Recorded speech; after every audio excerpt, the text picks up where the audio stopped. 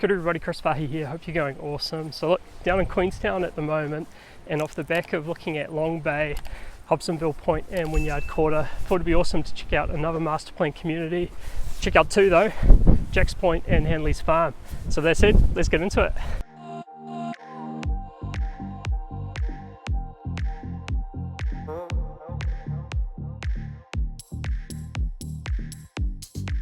So today we're looking at Jack's Point and Hanley's Farm, which are two large master plan communities located next to each other at the base of the Remarkables, around 15 kilometres from the centre of Queenstown. Jack's Point is a 1,200 hectare settlement on the shores of Lake Wakatipu. The developer is Derby Partners, and their other notable projects include the Taraiti Golf Course north of Auckland and Amersfield around Queenstown. Looking at satellite images, the initial earthworks started around 2006. The first homes are in place around 2010. At the core of the development is the Jack's Point Golf Course, restaurant and the future village area.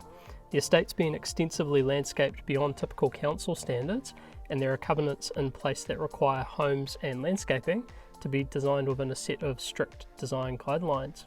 More recently, the development's been progressing into more intensive forms of housing, typically in the form of smaller terraced homes, but also with some apartments on the way.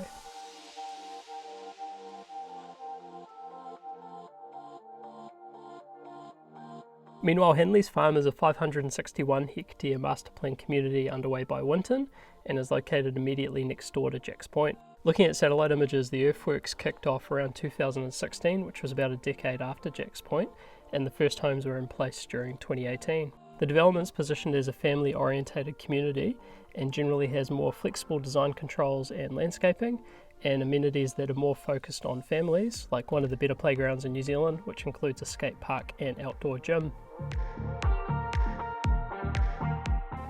Alright team, so we're down at Jack's Point where we've actually rented a place for the weekend. Figured it'd be a good opportunity just to share a couple of thoughts having experienced this for a couple of days. So first comment, like a lot of the other vlogs, is just talking about the importance of design controls. So as you go around both Hanley's Farm and Jack's Point, you can see that they've put quite a bit of effort into the design controls and making sure that the buildings look pretty cohesive and that there's a sense of place to the areas. And I think that that's generally been really successful down here. It's also interesting how the design controls for each of these developments have played into their positioning within the market, and I guess their positioning relative to each other. So if you look at both developments, they're basically next door in the same location at the base of the Remarkables, on the same side of the road, set within the same environment. But what they've done is that they've positioned themselves slightly differently. And so if you look at Jack's Point, it's gone for this quite serious, mature, very highly controlled approach to the development, very high-end landscaping, very strict design controls around buildings, materials, form of the building, all of these sorts of things. And that's created a certain sort of aesthetic.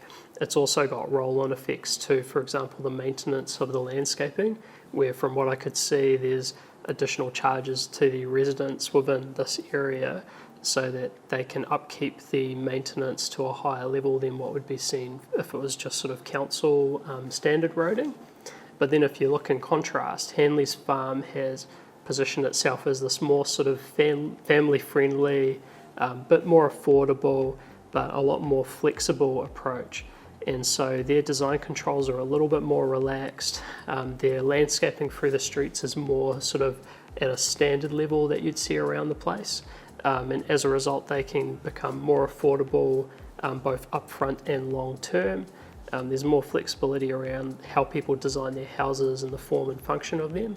So for example, driving around Hanley's Farm, there are at least a couple of houses with like hip roofs, which is quite interesting because I haven't seen any of that type of housing within Jack's Point. And similarly, there's more colour palettes in play at Hanley's Farm, more materials.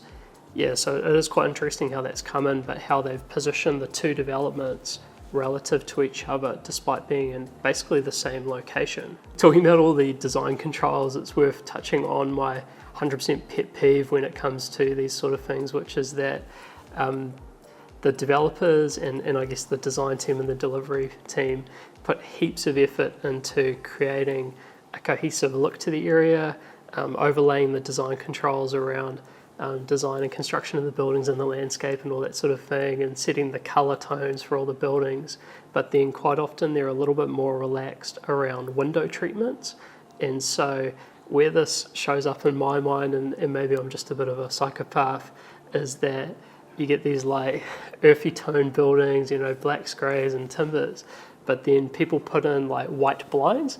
And so when you go around the neighbourhoods, and this is both at night and during the day, you see these like white windows and it's all mixed up because some people have their blinds like halfway down. And so in my mind it sort of breaks down that colour palette, like it doesn't get extreme control over it.